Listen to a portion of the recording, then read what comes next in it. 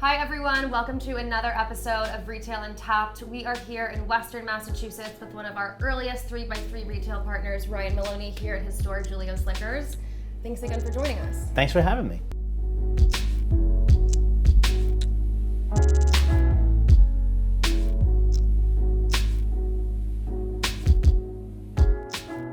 So Ryan, you're one of the most progressive retailers across the country. How do you go about thinking about your inventory and staying on top of the latest trends? Well, it's like anything else. You can't carry everything. So what you see here, I mean, as big as this store is, the selection that's available right here in Massachusetts, I could fill this entire store with just Chardonnay. You're not going to do that, so you have to actually have a curated selection of what you're going to carry. So it's up to the department heads. We have a sommelier in wine. I take care of a lot of the whiskeys and stuff like that. We have our beer crew. They have to be passionate in order to satisfy passionate customers that come in that really know their stuff. And that's the thing, we have an educated staff. Yeah, it's really touching on the in-store experience for the most part. Absolutely. You're a big whiskey guy, whiskey retailer Yep. of the year, really focused on single barrels. I mean, what type of advice do you have for other retailers trying to get deeper into that space? A lot of people ask me about how do I get single barrels? Well, it's actually pretty difficult, but there are things that you can do in the store to start bringing those product lines and become a little bit whiskey centric. It's a hot category, let's face it. Look for like combo packs or something that the wholesaler is offering with one or two bottle things. Start working your way into it if you're not already into it. You should be into it by now. Right. And then also start looking at, we got into Irish whiskey before, just as Irish whiskey was starting to get hot with Jameson.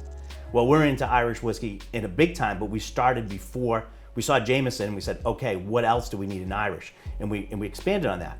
Canadian whiskey is probably where a lot of retailers should look at now. There's a plethora of barrels, especially rye, even corn whiskey and barley.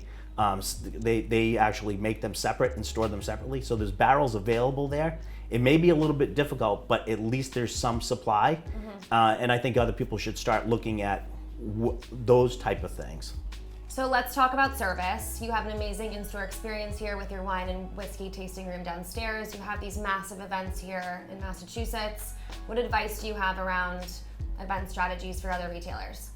Well, let's just start from the beginning. I mean, if somebody told me that I was going to be an events planner and own a liquor store, I would have said you're nuts. But here we are. I mean, our new slogan is Julio's Liquors, experience the difference. And it has become a different way of doing business. It's not old retail, stack 'em high, watch 'em fly. It's how do I get the consumer to actually interact with the store? And the more we do that, the more loyal they become to the store. They know they're gonna find the answer here. One of the things that we found that has been really good is we actually take two things and put them together. It's, we're about to do a tequila rosé festival. Mm-hmm. Tequila Rose. Right. And so you have the people that like tequila, and rosé is really hot right now. We're in the spring. People want to try those. You put those together. You brought in two subcategories of people that shop in the store. And they'll find stuff across the aisle that they'll really like, and it sort of sets them up for summer. So you need to start thinking about, just don't do events willy-nilly.